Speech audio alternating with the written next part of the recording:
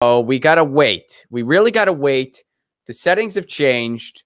I talked about this on Friday. So it's saying that we're live, but I got to see it. And now it takes longer.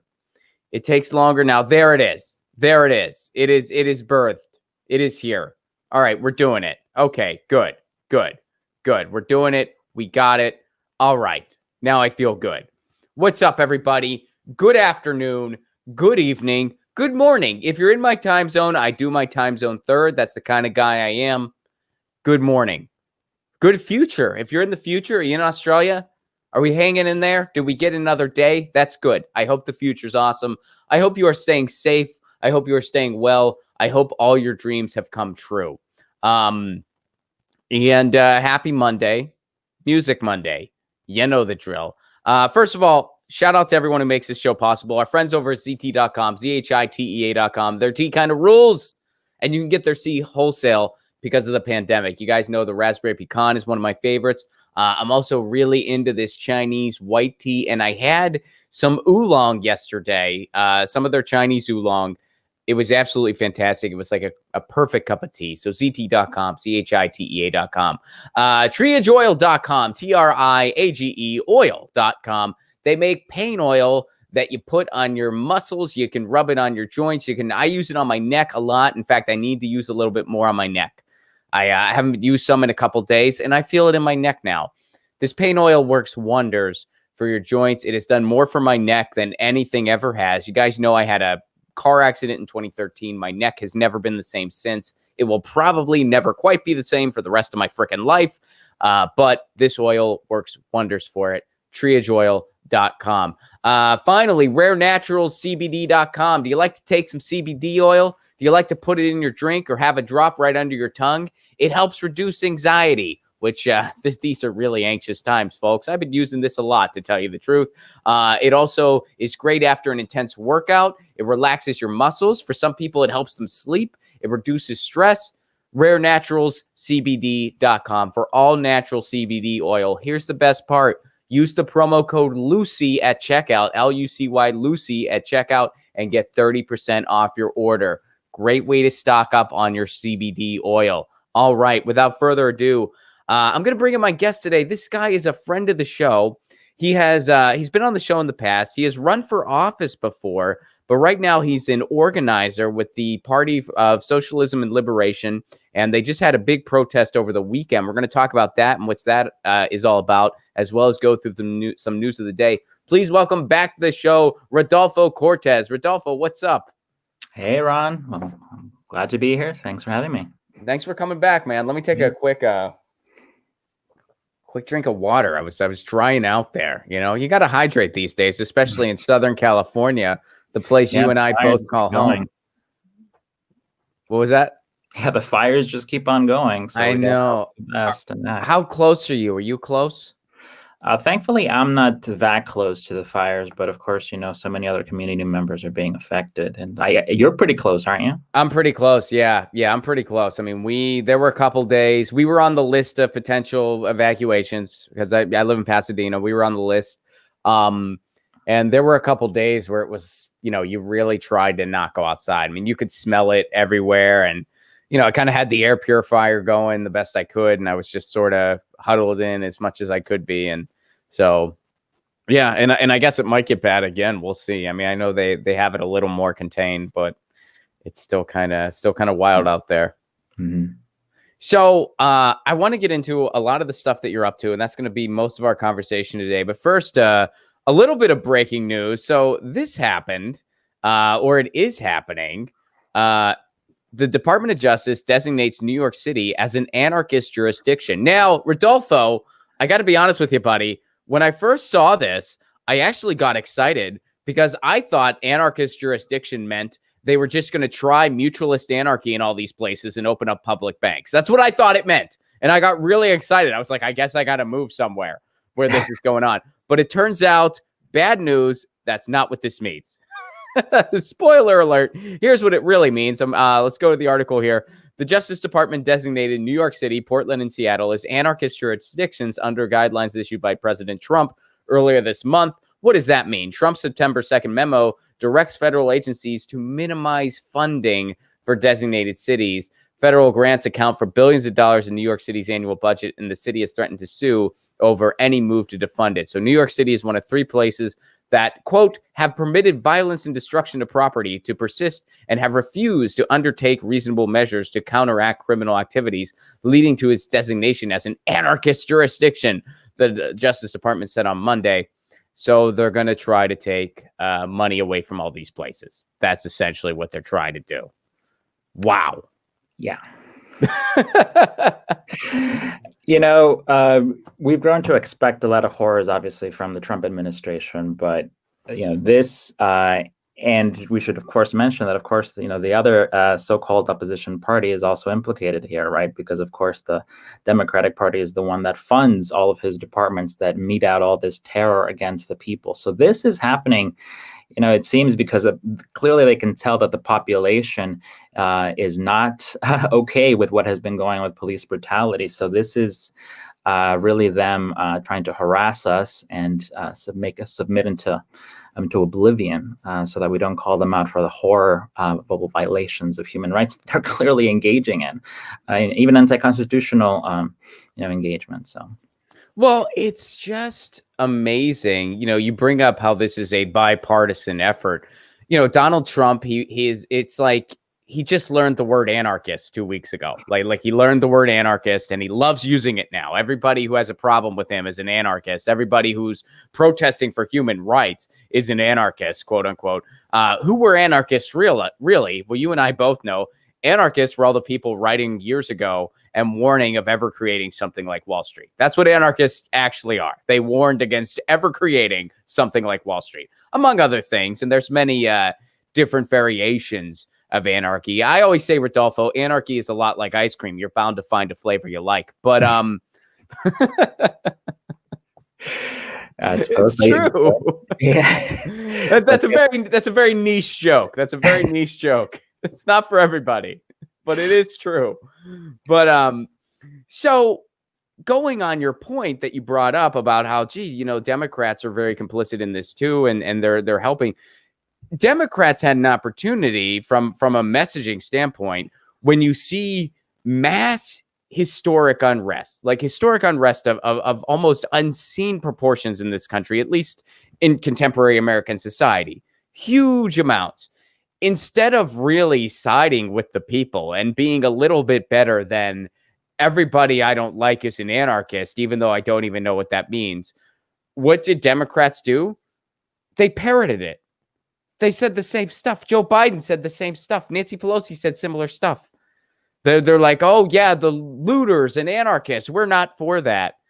Instead of saying, gee, you can't, you certainly can't paint a broad brushstroke on everybody who's out protesting, because most people are just protesting these horrific actions of police, and that needs to end. And we need to start solving this systemic problem. And people want human rights and people want an end to police brutality. And instead, they just parroted. So now you have actual, quote unquote, anarchist jurisdictions, which is such an absurd Orwellian level designation. Yeah, I mean, as you said, the Democratic Party is really great at following along, falling in line with the Republican Party. We can see this in a whole variety of policies that they've instituted for decades. And in this particular situation, of course, the Democrats have been the party of a national security intelligence complex. They're the ones that recently reauthorized the Patriot Act and have also goaded Trump on cracking down on really what is the more left-oriented segment of the population, which of course the Democrats are claiming to represent. And they get a lot of good PR from pretending that they actually stand up for the policies that the people actually want. These are the most left-oriented policies, such as reform of the police, or even the whole rethinking of what the police could be. But of course, we can see time and time again, up until, as you said, the comments that Pelosi made, and many other Democratic city majors have actually said, that's something perhaps we should talk about. Trump is saying, these are cities run by Democrats, but in fact, well, of course, they're run by Democrats overwhelmingly. But the point is that, these Democratic mayors and city councils are the ones that are funding these local police forces that then engage in these activities against peaceful protesters. So increasingly, the people, I think, are getting fed up with this hypocritical situation. So it's very clear that both parties do not serve the people. Instead, they serve the ruling class. So let's just get back to the article for a little bit before we put a period on it. So here's what New York Governor Andrew Cuomo, great guy. Right, you got to vote for him. Big fan. New York Governor Andrew Cuomo minced no words in responding to the DOJ assessment. So here's what he had to say about it. I understand the politics, but when you try to manipulate and distort government agencies to play politics, which is what the Trump administration has done from day one, this is more of the same. The president can't supersede the law and say, I'm going to make those funds basically discretionary funds, which is what he would have to do. If they actually do this, we will challenge it legally and they will lose once again. So basically, if they try to enforce any of this, there's going to be a lot of legal repercussions, and we'll see what happens. It looks like something that would be very difficult for the Trump administration to enforce, but we'll see what happens. Yeah, I mean, one hopes, of course, the courts have sided with Trump in various locations and at various times there's issues, not all, but the court system is not set up to protect the people. It's set up to protect particular private interests. So we'll have to see. And I think the important thing is that the people are very active and are no longer willing to tolerate this abuse from the government. Do you think Trump's going to get a Supreme Court pick in before November? Well, I think that the Democrats are unlikely to put up much of a fight in the Senate. And it's very clear that Mitch McConnell and Trump certainly do not particularly care to make it seem that they care about hearing out what the people have to say through the election. So I personally, on a personal level, I expect we already know there's going to be some nominations coming this week. So the Republicans can move very fast, and the Democrats can move very fast even to support the Republicans. So we'll have to see. Yeah, it's amazing when they can move fast versus when they somehow can't move at all. Isn't that interesting? Isn't it interesting that they couldn't? We're not going to see another stimulus bill, by the way. We're not going to see one. It's over. And by the way, because of Democrats' complete inability to negotiate at all, you lost an extra $600. We got $600 less because they wouldn't call Steve Mnuchin's bluff and force him to extend it that week while they try to figure out something long term. They just folded on that too. So we got even less because of Republicans' brutality and because of Democrats' ineffectiveness, which that's bipartisanship. The Democrats are only allowed to be as ineffective as they are because of how brutal Republicans are, and Republicans can only be as brutal as they are because of how ineffective Democrats are. And then they rely on your amnesia to continue the cycle. These people, they're completely ineffective. I'm going to take a chance on these other guys. Yeah, but they're really brutal. I don't remember much of that anymore. These guys are really brutal. I'm going to take a chance on these other. Yeah, but they're totally ineffective. Well, but let's see if that changes. And the cycle continues. Absolutely. Yeah. This voting for the lesser evil strategy that has been put out for decades, it just certainly has not worked out for the people. And now we've gotten to a point where the Democratic Party is certainly, it's not a left party, it's a center-right party. See, I think center-right's too generous. I really do. Like I think it is a right-wing party. I mean, anywhere else, what other country, like similar democratic experiment, quote unquote, country, would it be considered even a center-right party? That's a fair point. Yes, exactly. I mean, it's a right-wing party. Yeah, I mean, in the context of the United States traditional politics, unfortunately, as a country, we are tethered by the institutions that are in place and the organizations that hold those institutions, such as the Democratic and Republican parties, Right. who have steadfastly moved to the right for decades, especially even though, of course, the Republican Party, right? Some people say the Republican Party has essentially gone so far to the right, they've just gone off the cliff. And that's where the Democrats have unfortunately been taking their own party. And so therefore, we the people are suffering the consequences. Well, on what planet? Well, obviously this planet and in the United States. But I mean, how ridiculous is it that Colin Powell and John Kasich were part of the organization that is the alternative to the conservative option? I mean, it's just beyond comprehension. Like you cannot pitch this as a TV series. Mm-hmm. Yeah, I think it speaks to the role of of the system itself, of the capitalist system, money in politics. That has meant that the biggest fish keep eating up all the smaller fish, and then just making ruling in the way that they want to be ruling. So the biggest donors to the Republican and the Democratic Party have bought both up, and that has meant that people like Colin Powell, who of course stand for the military-industrial complex. Well, the military-industrial complex, if it seeks to survive, it has to recruit from the quote left-wing opposition provided by the fake opposition of the Democrats.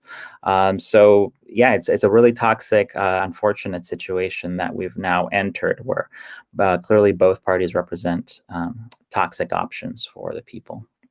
So one thing I want to add is when I tweeted out the Anarchist Jurisdiction article, Edwin over on Twitter asked, what would be an Anarchist Jurisdiction playlist for Music Monday? Which, I mean, we got to focus on the important questions, Rodolfo. We really do. And somebody tweeted, shout out to the person who tweeted a playlist of a bunch of anarchist Italian music. I'm going to be diving into that. I am insanely curious. I don't even know if it's punk rock or if it's folk or what exactly it is, but Italian anarchist music, I am so in. So shout out to the person who tweeted that. That's for here. Let me properly. The revolution needs music. Well, Emma Goldman, right? Any revolution without dancing is a revolution I have no interest in. Isn't that? That was her, right? Right. It was something like that. It's not. Isn't she the one who actually said, everybody attributes that if voting mattered, they wouldn't let you do it. You know that quote, that famous quote. Right. Everyone attributes that to Mark Twain, but I don't think Mark Twain ever actually said that. I think apparently it was Emma Goldman who said that. Have you heard that? I've heard the quote. I'm not sure who said it, but it's absolutely true. How are we going to take down the master's house with the master's tools? It doesn't quite make sense. Right. Of course, there are so many ways by which elections are rigged. Certainly in the United States, we know about all of these. Especially they came to the forefront in 2016. So, I think as socialists, we participate in elections so that we can get out some issues, and it's important to participate. Socialist parties participate in elections around the world. However, elections in the United States are clearly an institution that reproduces the power of the ruling class time and time again. Well, I think a big problem too is we are taught the way we prioritize voting in our country is beyond backwards. Where, we're taught that presidential is the biggest thing. And if you don't vote in a presidential, you have, quote, no right to complain. And then we're taught midterms are kind of important. And then we're taught local, if you show up, great. If not, okay. Should be the complete other way around. Like complete voting. And I'm not saying corruption can't happen in local politics. Of course it can, and it does every day. But there's a lot more transparency, comparatively speaking, a lot more. And it just matters so much when you show up at your city hall about something going on in your community. That's just so much. You really do have power there. There really is citizen power. And, when you have an initiative on your local ballot and you show up and you vote for it, that's where your vote is the most meaningful.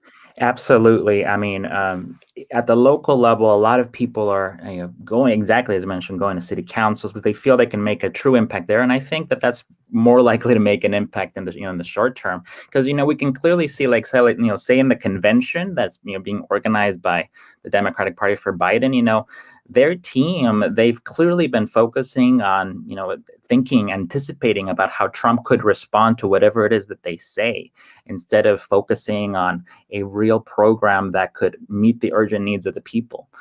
So it's in a very real sense, the script that the Democrats are putting out there, certainly at the national level and through their convention that they had, it was dictated by the fear of what the White House would say. So that's just unacceptable. And that's why we as the people need to act in the ways that are available to us, such as by engaging in local struggles and certainly going to local governments. And hopefully, and we have gotten some gains there as the people, and we just got to keep that up.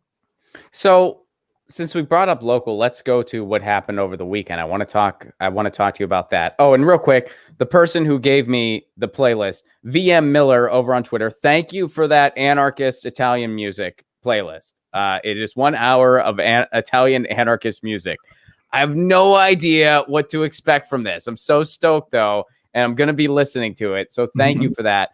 And as far as answering Edwin's question really quick, as far as some anarchist theme songs here, I would say there's the obvious Baby, I'm an Anarchist by Against Me. That's a fun one, a classic one.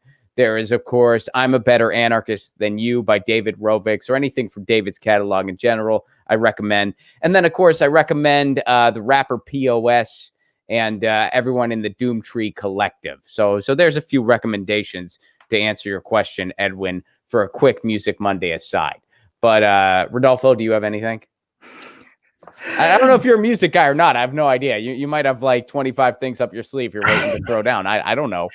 Unfortunately, I'm not much of a music guy. Fair enough. I embrace the music that thankfully the revolution has plenty of musicians. So all right, so let's go to this weekend. I want to talk about what happened this weekend. So you were part of a protest in regards to something that happened in Colorado. This is called LA Drop the Charges. On Thursday, September 17th, police agencies in the Denver area arrested anti-racist organizers in a coordinated assault. Those arrested included leaders in the struggle demanding justice for Elijah McClain. That was the violinist who was executed by police, who was brutally murdered by the Aurora Police Department. They are still in jail with the exception of one person. They are facing multiple felony charges and years in prison in an obvious frame-up aimed at stopping the movement for justice for Elijah McClain. Now, the people who murdered Elijah McClain, they're not in jail, but protesters are. So what exactly happened there? Yeah, so I am an organizer with the Party for Socialism and Liberation, so pslweb.org. So the PSL is a long-established political party that really takes an certainly police brutality approach. We oppose oppression by the state. We think it needs to end, and our comrades in the Denver branch have been very active ever since the rebellion that broke out following George Floyd. They've been very active in the community, and many thousands upon thousands of community members in Denver have taken to the streets over several weeks, months, and they've been advocating for justice for all those who have been killed by the police, for those in Denver who have been assaulted, such as the young person, Elijah McClain. So the party completely opposes this, and that's why The PSL has been out there very vocally. People can go to pslweb.org/donate for Denver to be in solidarity with those who have been arrested. So let's just bring this home. So these are regular people, young people who are fighting injustice. They're organizing peaceful protests in the city of Denver. Many community members have come out to support them and to support each other. This is about the community. And what happened was that weeks ago, months ago, they did a protest outside the police station. And in the same way that we do it here in Los Angeles, that they do it in San Francisco. So this really could have happened to any organization that is opposing the brutality being carried out by the U.S. police force. So it's just unprecedented. Our organizers in the PSL, they were arrested at their homes, at their workplaces, on the road. They were driving, they were stopped. This was, can you just imagine that, right? Like you're driving, one person was at Home Depot. You're going around your daily life. You've done nothing wrong. All you've done is exercise your freedom of speech rights to protest the government, right? That's supposed to be core to being Americans. You're supposed to be able to protest and voice your grievances to the government. But yet, here they were being arrested unfairly, and they've been given these ridiculous charges. Of kidnapping, of inciting a riot. How the hell are they coming up with kidnapping? Who did they kidnap? So the kidnapping charge. You kidnapped the tear gas canister. Right. So it stems from the fact that they were outside a police location, and so since they weren't blocking, the police could come out, but they were charged with it was claimed that they were blocking, so the police inside, that 18 police officers were being kidnapped. Oh my God. Yes, that is. Oh my God. It's absolutely the ridiculous. Most ridiculous thing I've ever heard. It's ridiculous and it's terrifying. This was a targeted attack against honest, transparent, good people, because they were standing up against police brutality, and because there were protesters organizing a peaceful protest. It was a coordinated action meant to cut off the head of the movement there. So in Denver, many people have been coming out and joining the Party for Socialism and Liberation struggle there. There's so many other organizations. It's not just the PSL that was attacked. There were many other organizations that also had young people taken. So this is just not appropriate. That is insane. I mean, and that sets a new precedent, because now one of the things that's happening is people are protesting at officials' houses, be it a mayor. I mean, here in Los Angeles, there have been protests in front of Mayor Garcetti's house, countless protests in front of Garcetti's house. So now they're going to be able to claim that that's kidnapping. They're going to be, you're blocking them in their house. That's kidnapping. That is absolutely nuts. That is one of the most ridiculous charges I've ever heard. One of them. There's plenty of ridiculous ones across the board, but wow, that's nuts. It's unheard of for the modern era of the United States. So this is really unprecedented. It's very worrisome. So again, we urge people to be in solidarity. The charges have to be dropped. It's unacceptable. It's ridiculous. It doesn't make any sense to be charging peaceful protesters with kidnapping, with attempting to incite a riot. This happened again. This was a long time ago. This was months ago. Yeah. So it's completely ridiculous, and we as the people should not tolerate this. On this show, we covered Aurora. And I actually had a couple people on who were part of the, how they had that big violin visual in Aurora. I had some of the players on this show. They came on the show to talk about the experience. And I mean, you can see the footage from that. And I know this isn't Denver specific. This is Aurora. But, the protests were all over the area. You see this footage where they're playing music. They're playing music in a public place. I think they actually had, cleared it with the city. They said they were going to do it. They said, like, we're going to play music in this public place. They were completely within their rights. And it was a peaceful visual. There was no violence. There was nothing like that. It was people playing violins and cellos, for crying out loud. And the cops show up like just robot stormtroopers. Like it was just it was dystopian. I mean it was just disgusting. Just these soulless vacuums walking towards it, and you hear these people, these young women, like there was a young woman's voice. I think she was the person filming a lot of this, and she was like, please don't, please, just, we're not hurting anybody. He was murdered, please just let us have this. And they don't, and they keep marching, and they just start cracking heads, and it is beyond painful to watch, and it is disgusting beyond comprehension. Yes, it's disgusting. It's terrifying. We completely unacceptable. We should not stand for this, because I just want to highlight again. So the Party for Socialism Liberation, these same activists were also active in that struggle in Aurora. And so what's happening here is that they were protesting the same district attorney, the same policies who are doing this, who are not holding police accountable. So they were literally arresting political opponents. This is, of course, a terrifying situation. Especially these are regular people who did nothing wrong.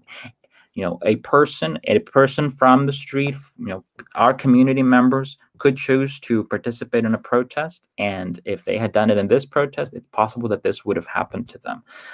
It's completely ridiculous. I want to mention their names. I think it's very important. So we have Lillian, Joel, Eliza, and Russell. They were arrested. Joel is a Black man, and the SWAT team stormed his house where he was arrested. He's still in prison. These are the types of situations that we might hear or read about. They happen in the past, for sure. Say in the 70s, when the government was cracking down on the Black Panther Party, and Fred Hampton. Exactly. So this has been in the government's playbook for a long time, because of course we know that they tell us that our government represents the people, right? The Constitution says we the people, but of course it does not represent the vast majority of the people, the working class. It represents a tiny segment of people who want to control the working class. So that would be the ruling capitalist class.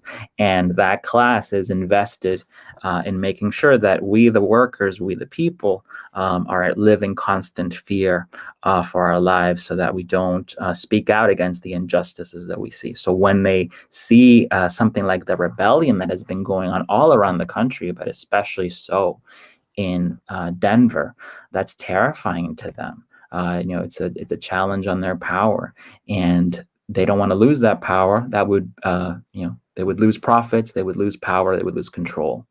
But we, the people, have to call this out, and we have to be in solidarity. That's what many people may have seen the PSL in action, the Party for Socialism in action. We use the word comrade. So what does comrade mean? It means that we have each other's backs, because this is very important. We have to, if one person gets taken by the oppressive regime, that's what the government is, and it's an oppressive regime in the United States, a capitalist regime that does not have the best interests of the people at heart. We have to be in solidarity with those who are being currently oppressed and terrorized. We have to speak out. We have to do the best we can, and we have to really highlight for everybody, so that everyone realizes that this could happen to anyone who goes to a protest. We already kind of saw it a little bit, right, in Portland a bit earlier, but what has happened today, what happened in Denver is unprecedented in the modern era. They are attacking concrete political group that has been the voice and really been helping the people to express the outrage at what the police has done, at these brutal killings of African American, Latino American, all varieties of Americans. You know, it's hard to, unless you're in that situation, it's kind of hard, right, to know exactly how to, but just imagine that. When we hear these stories from, in some war-torn countries, and, we like to say that in the United States, we have freedom and democracy. Well, what's democratic about abducting peaceful protesters? We have to stand against this. Well, just to reiterate here, so they took protesters from their homes and threw them in jail for the crime of organizing a protest, a peaceful protest. They're still in jail.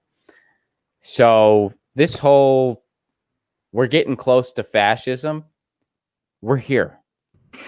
We're here. Exactly. Because it's also important to emphasize, we know what happened here with these comrades, because they were a part of an organization that wants to make sure they're okay.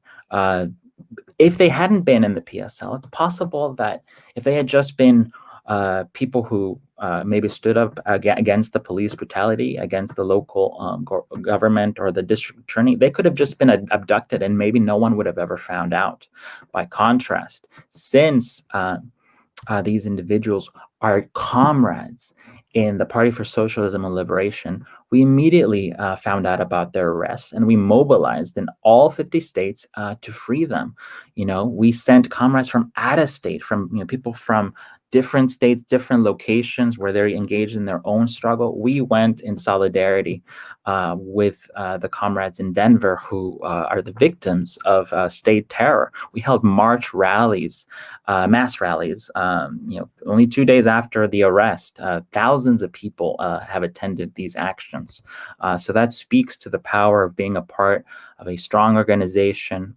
So again, you can find out more pslweb.org. Very important to be standing against state terror, because that is what this is. They apprehended, they're arrested, and they're still behind bars. Peaceful protesters. We cannot tolerate this in our society. So pslweb.org is where people can go to learn more and to get involved and to find out how they can help. Exactly, because you can read everything that we put out there, come to events, check it out. This is a working class organization for every working class member. We are fighting on fascism. We're taking on racism and the police. We're organized because we have to be. We, the people, are our only real line of defense against the terror that the state is meting out every single day in a variety of ways. This is just in one context of police brutality, but the state is constantly terrorizing our families. And I don't mean the families of those involved in the movement. I mean all families in the United States and internationally are being terrorized by the current U.S. government, the U.S. state. So that is why it's very important that we as the people say no. So yes, pslweb.org. All right. So let's talk about you for a little bit. I want to get, I know you're an activist. You've been an activist for a long time. You also ran for office as a Green, and that was the first time we had you on the show. We talked about your run. Now you're doing a lot with Party for Socialism and Liberation. So what happened there? Did you leave the Green Party? Was it just sort of a strategic thing that you were running as a Green, or what's kind of the situation there? So I think it's wonderful that increasingly more and more people are realizing that the two-party system does not serve us. So I would count myself as someone who used to believe that the Democratic Party did stand for the people.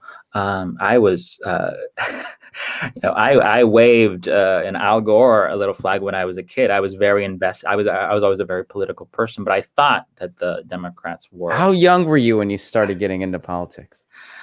I became interested maybe around 12 or so. Oh, really? See, I didn't get the bug until after high school. I was a little older, I guess. 12. That's really young, man.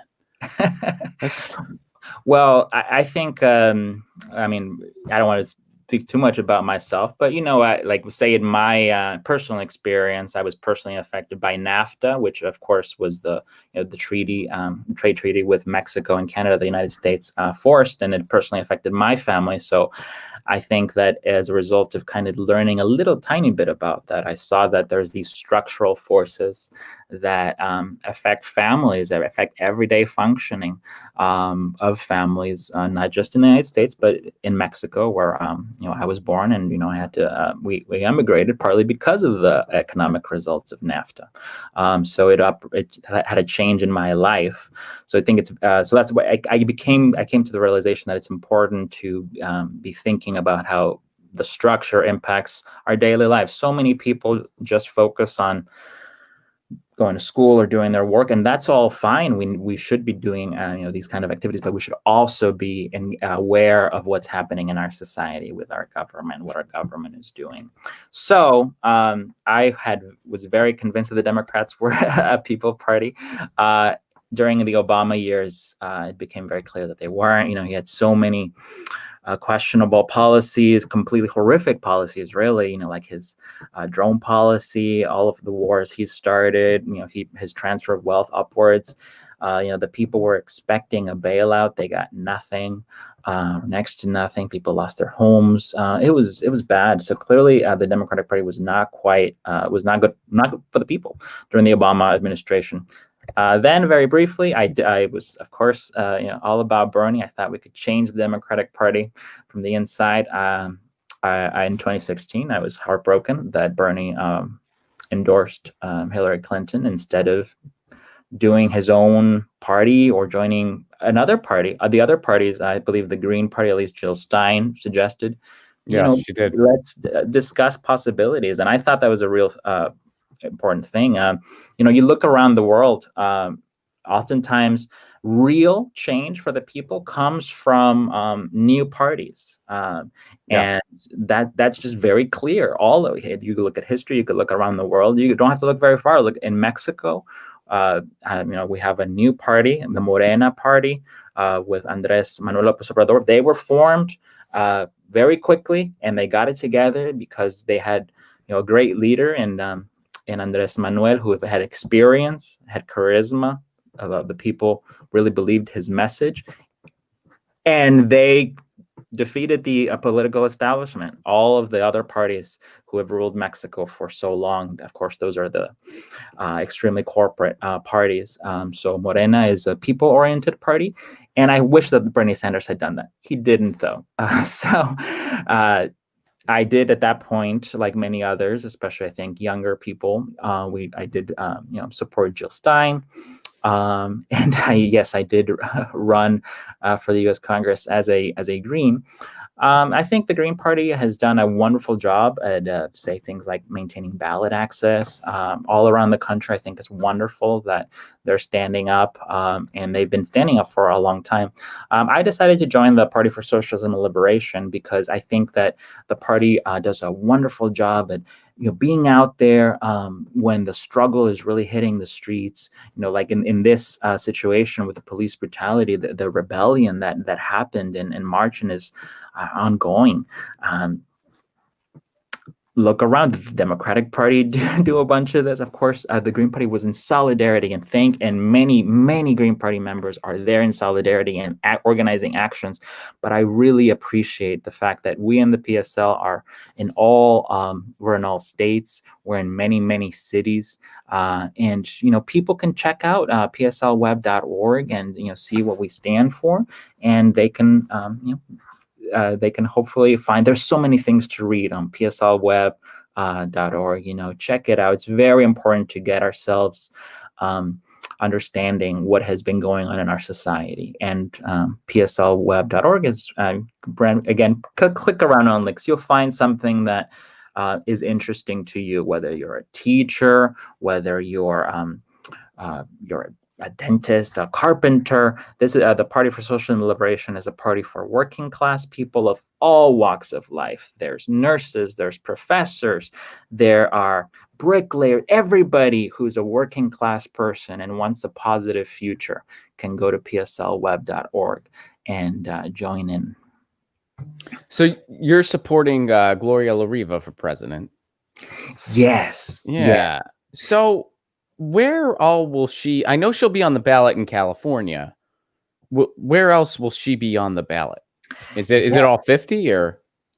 It is not all 50. We're working on it, but people can go to, let me just give it to you here, to lariva2020.org.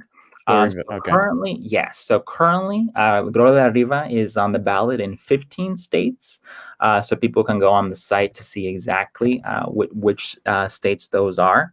And she also has official write-in status in 12 states. So people can, take their ballot and say no to the obvious monstrosity of Trump and to the enabling, corrupted influence of Biden, and they can stand up for a real people's fighter in all of these states. So Gloria La Riva, for people who may not know, she has been involved in the struggle for working class liberation for decades.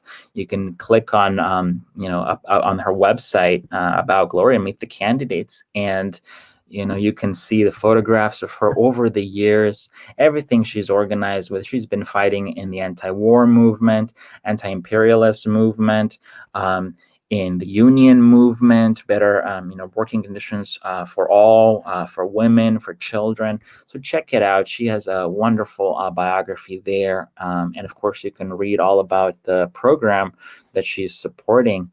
The PSL's program. And I should also mention, people can also go to Liberation News and Liberation School. So these are also PSL affiliated websites where you can read about all sorts of things like the history of socialism and successful socialist programs in other countries, because oftentimes we hear from the US media, the corporate media, that other countries that might be called socialist, that we essentially wouldn't want to live there. But in reality, the Gloria La Riva has actually gone to, say, Venezuela. She's gone to Cuba and reported on the actual living conditions of the people. So long story short, it's not what the corporate media is telling us. So please go to Liberation News, liberationschool.org. pslweb.org. But it's hard to so everyone, again, who is in any of those states, they can stand with Gloria, stand with socialism, stand with the PSL. It's very hard to get ballot access. We need to pay tons of money and petitions. So these are, of course, unreasonable roadblocks that the government, the capitalist government, puts in place through its capitalist parties to stop working class people from representing in the current government. So even if someone breaks through, which is of course very, very difficult, there's all sorts of mechanisms to make sure that they line up, not with the people, but rather, with the corporate capitalist interests. So I am super excited to be voting and supporting Gloria La Riva. I think that she's just a wonderful advocate for the people. And I think what's really important is there's so much experience in her person and in the experience of all Party for Social Liberation members. So it's not, politicians come and go in elections and tell us, I stand for this, I stand for that. And we've learned that, unfortunately, most of them, it's just not true. They don't have a solid history of advocating for those issues. So it's really important that, if we're going to vote, which we should, if you have the opportunity, the privilege to vote, use your vote, advocate for what you truly believe, and hopefully check out lariva2020.org, and you'll see that she's a working class person who is advocating for working class issues everybody, comedians, doctors, professors, drivers, truck drivers, anyone who's a working class person and wants to see a better future for all of us. You can check out lariva2020.org and you can see what that future might look like. Since you're an organizer, I want to ask you, and I've asked, I ask everybody this question. I mean, I've asked Greens this question. I ask, MPP organizers this question, and, essay, whoever it is, I'm going to ask them this question. We're living in a time where there are more people than ever before completely disenfranchised by the duopoly. You have young people, especially young people, but all people, I think, but young people even more so, where socialism isn't a dirty word to them. And this is I think you and I are around the same age. This is a change that we've really been cognizant of from start to finish. We remember when socialism was this dirty word, even though most of the people who used it in the media had no idea what the hell they were saying. They didn't use it properly in any case. They called Obama a socialist, for crying out loud. The guy wasn't even for universal health care. But and now all of a sudden that propaganda wall, I don't want to say it's gone completely, but it's being torn down. They're breaking some big old holes in that wall. It is coming down. So what is PSL's plan, going on that? What is their plan to kind of really motivate new people, really motivate people who feel that they don't have any representation politically? What is kind of the way to make all these people decide, especially young people, that our electoral vehicle should be the Party of Socialism and Liberation? Great question. So I think I totally agree with you that there has been this sea change in public opinion, the narrative that's around. I remember in 2004, I was accused by my high school friends of being a liberal. Oh, you're too liberal, Rodolfo. And that stood up for all sorts of negative connotations in that context. So at the time, I did identify as a very strong liberal. And that in my mind meant being progressive, being a socialist. I later learned that it's not quite accurate. But thankfully, history has a way of working that the capitalist system sets up its own demise. It's full of contradictions that can't be sustained. So, for example, this is just an example.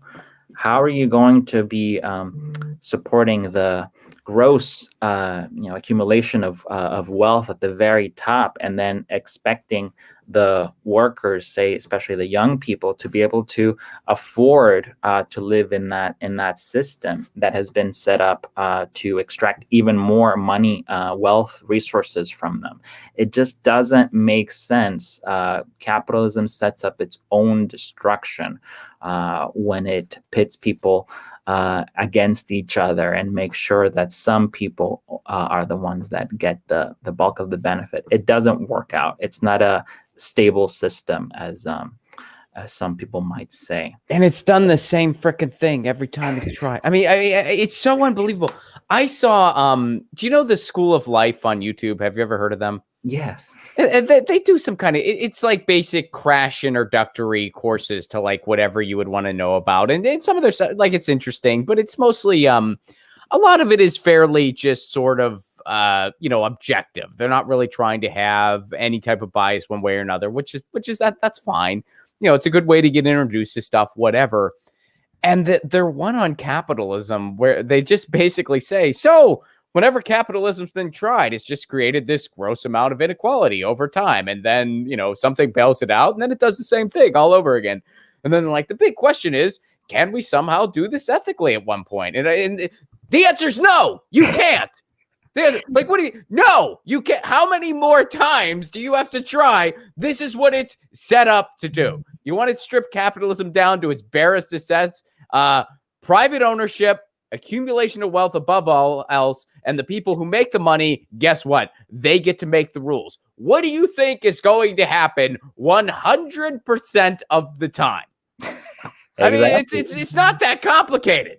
Exactly. Yes. I mean, yeah. As some, say, yeah, you just it crashes every 8 or 10 years, so that's just a failed system, and we should just reject it instead of being stuck in that cycle of failure. We cannot, continue to allow that. And thankfully, it's. You asked specifically about the Party for Socialism and Liberation. The party is not just a political party. It's important to state that it's also a movement. We don't just participate in elections, although we do so because it's important to do so. But we win people over by organizing locally and winning tangible victories. See, that's huge. I'll give you an example. It's a small one. It's a quick one, but I think it's important. Here locally, say in the city of Inglewood, so one of the cities in LA County, one of the major cities near the airport.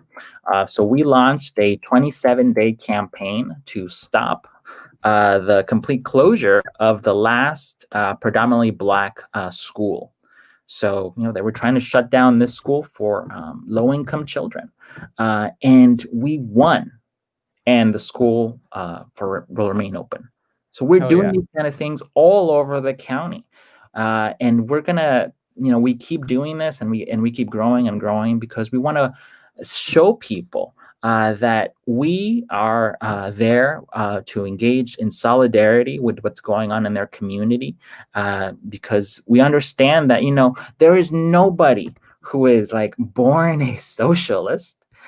Wait a second. I disagree. I disagree. Hear me out. I disagree because, okay, you're freaking born. And if you're fortunate enough to be born into, you have caring either one parent or two parents or whatever it is, you have basically you're born into a loving family.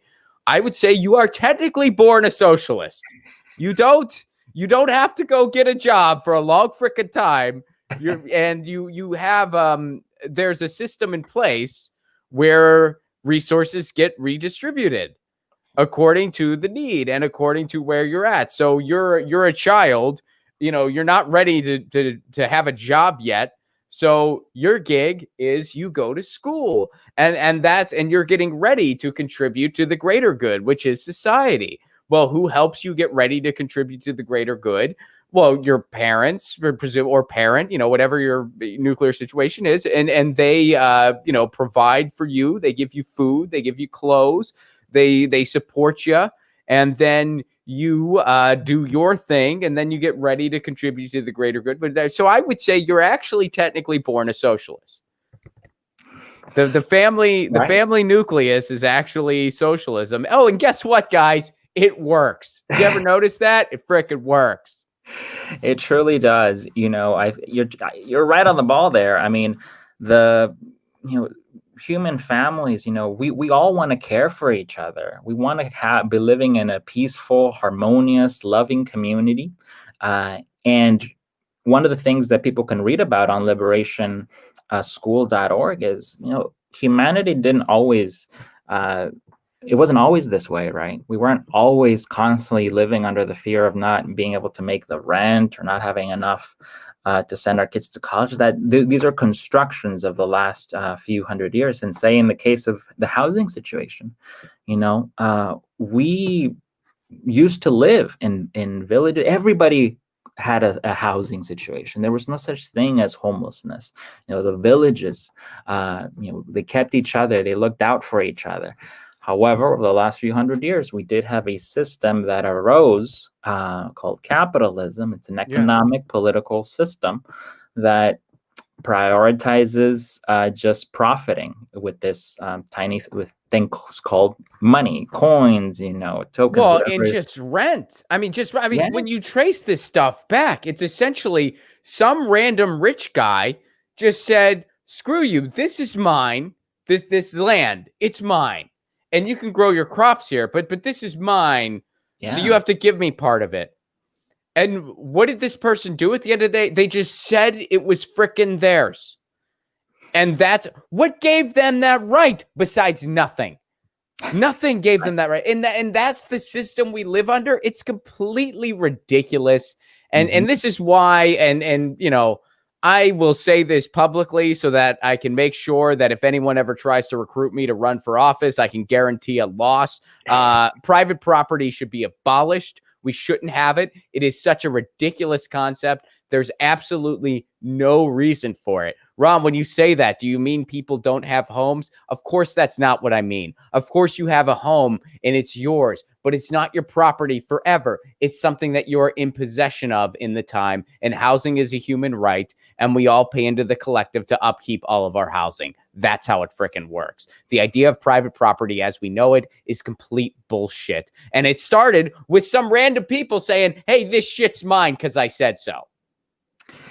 That's pretty much it. You know, they got all the force in that era of human history, and it just has been growing ever since then. That, you know, there's a tiny element, say in the context of land ownership. There's, you know, today in Los Angeles County, there's a few corporations that control the level of stress that tens of thousands of families have. These are the apartment, complex industry corporations, and they just keep raising the rents and creating all sorts of suffering for the people. So yes, I mean, thankfully, you know, this is not some impossible goal.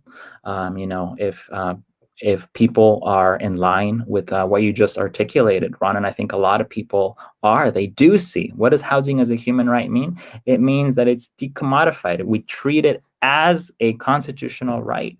So you can, again, go on, PSL's web pages, and you can read about, we support things like the constitutional right to housing. Why should we not have a right to housing? Shelter from the elements is key to the survival of families, of children. So if we truly care about our society, then we should just inscribe it into our Constitution, and just keep on doing it, because it's very clear. You can see it in Los Angeles, especially, right, Ron? The government has tried to engage on some level of reforms, but they're very lukewarm reforms, and I think it partly comes from the fact that they don't. It's totally outside of their experience. You know, the people in government are people from the ruling class, the capitalist class. They don't get it. They don't understand what it truly means to not have the security of a roof over your head, or food in your fridge, or having to choose between food or rent. And that's why we as the working class have to make it very clear to them. And hence, like the LA Tenants Union and many other organizations say things like, food, not rent. Well, that's exactly right. We need to defend our rights, but that can only truly come about in a systemic way through organizing for a better future. Again, PSLweb.org outlines this all, because it has never been more important, Ron, to get involved for this type of change, because we can, people have been talking about this, even on your show. We talked about it last year or whenever it was, I was last on, and all of the political shows that yours and Jimmy's, we talk about how we're in a crisis mode, and I think can really, really see it right now. Right? Oh, big time. I mean, we're on fire. We are on fire. We're on fire. We're on fire. There's the virus. There's the homelessness crisis. The capitalism. Again, it's not even just about the economic system, because of course the economic system affects the ecology. So we are running out of time to physically save our ability to live on Earth. So that's why we truly need to transform the economy. How are we going to do it? We can only do it by organizing in our communities and engaging in these local struggles and coordinated national struggles as well. But we can show people that if we have the willpower to to fight for change. Of course, we can make it happen. Of course, society could change. All of the problems that we see are rooted, again, in the system of capitalism. It's an economic system. You can study how it works, and you can see its destructive effects. But thankfully, we can work as a unit and organize so that we can change that system. So that's a perfect place to end it, but I want to ask you a few more things. So I'm sorry I just ruined the moment, but should have ended it there. But no, I want to ask you this issue specifically because the climate is collapsing, and we are really seeing it firsthand here in California. You're talking about and I've said this on this show before, and you've said pretty much the same thing in different words. Our only chance at fixing this place is one community at a time. That's not just one way. That's the only way. There is no other option. Full stop. So what are your thoughts? And maybe where does the PSL fall into this too? If you could speak for where the organization stands. If every city in this country instituted their own Green New Deals, that would be a force to be reckoned with, and possibly the only option we have to really combat climate change. Yeah, so I think it's really extremely important to make sure that all communities are empowered, and hopefully all communities can see the damage that is being done. It's a threat to our survival. Certainly, thankfully, I think perhaps in Los Angeles County, I think a lot of people are very hyper aware of what is going on. And it's very important that everybody who cares deeply about this issue gets involved, and then we can see that the people will gradually come. They will see that the solution is the same.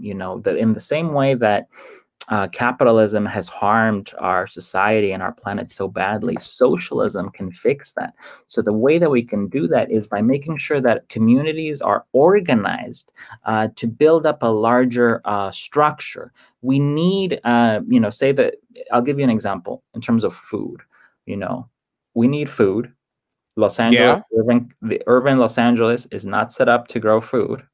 So we need coordination. We need coordination with, say, the Central Valley.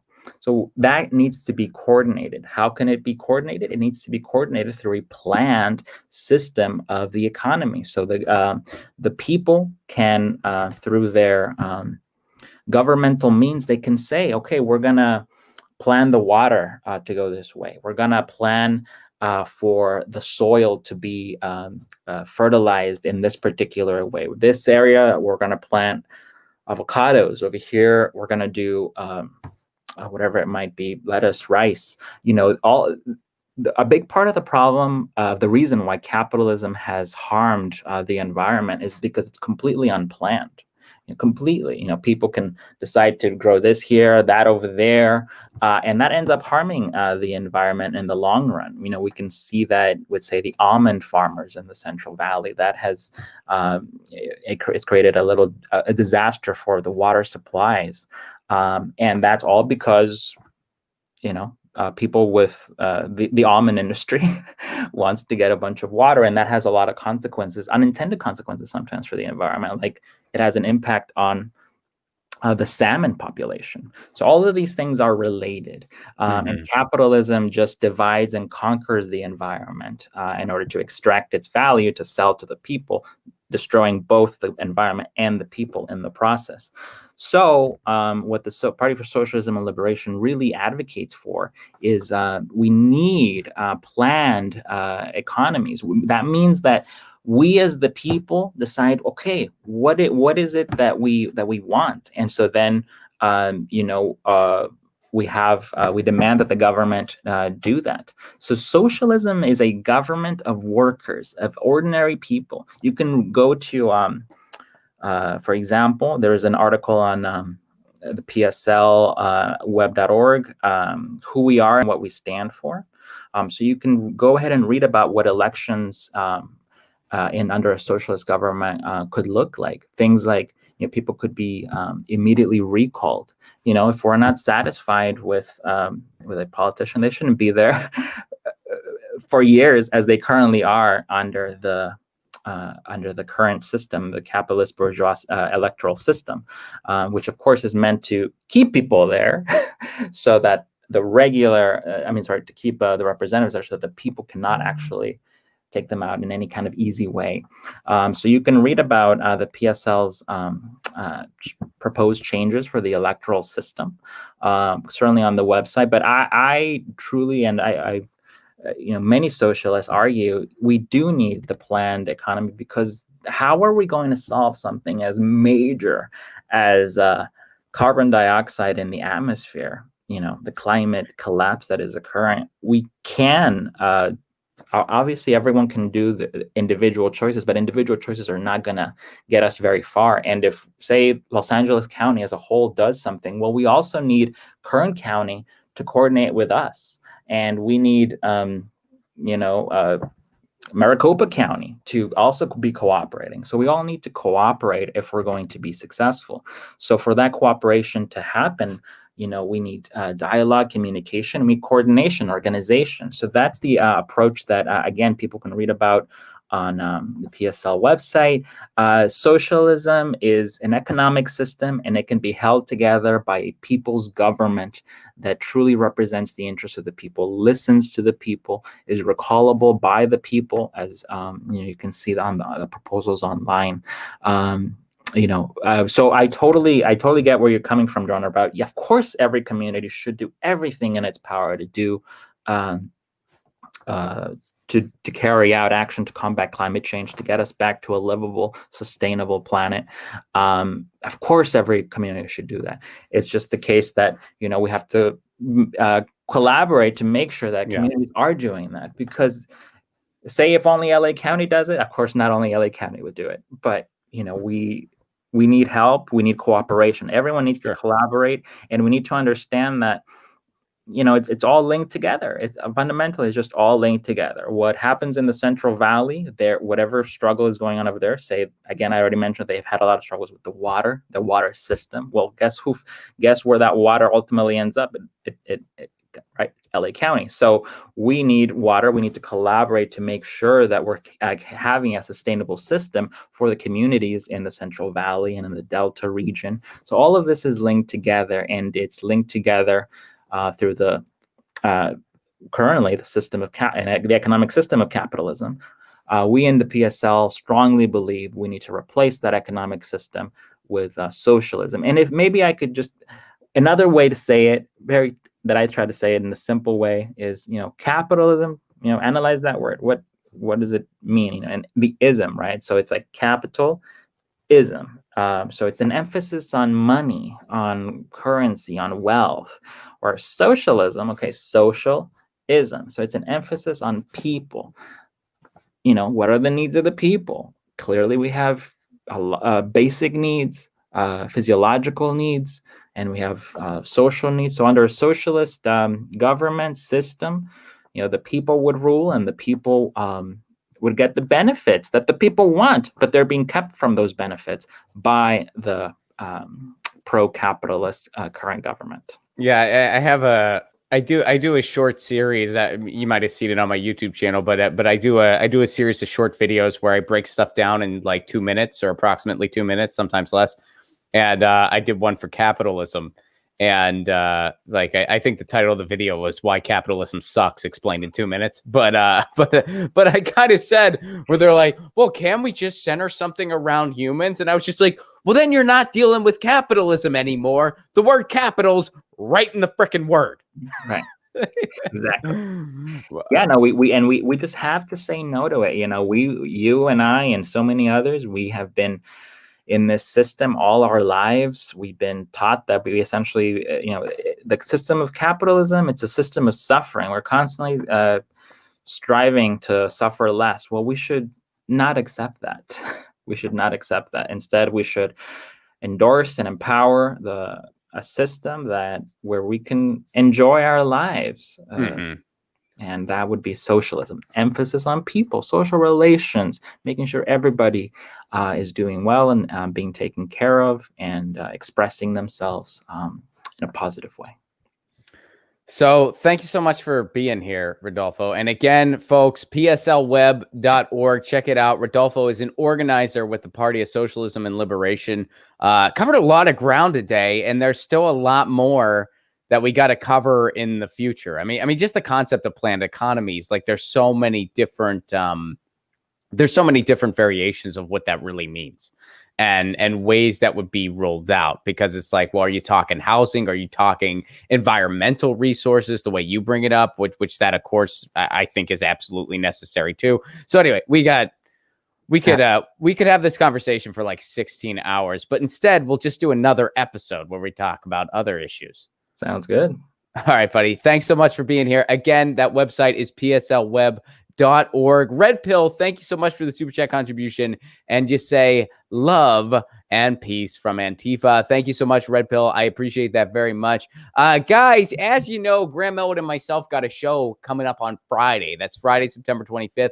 We're doing a show via Zoom for Flappers Comedy Club. It is $7, and all of the proceeds go towards Flappers Comedy Club. Our independent venues have been hit very hard by COVID, and they will be the last to reopen. Your music venues, your comedy venues, they will all be the last to reopen. So, we're helping them out a little bit, doing a show for them, and all the tickets are going to them. So you can get tickets at my website, ronplacone.com. Of course, I'll be tweeting out that link, and that is this Friday at 7 p.m. Pacific time, 10 p.m. Eastern, and it's going to be over on Zoom. We're doing that with Flappers Comedy Club. Rodolfo, thank you so much. pslweb.org. Check it out. We'll be back tomorrow. In the meantime, check out a cat comic at lucyandron.com, would you? Don't you want to see a comic about a guy and his cat? Of course you do. Go to lucyandron.com. Check it out. And speaking of Lucy, she says meow, I say peace.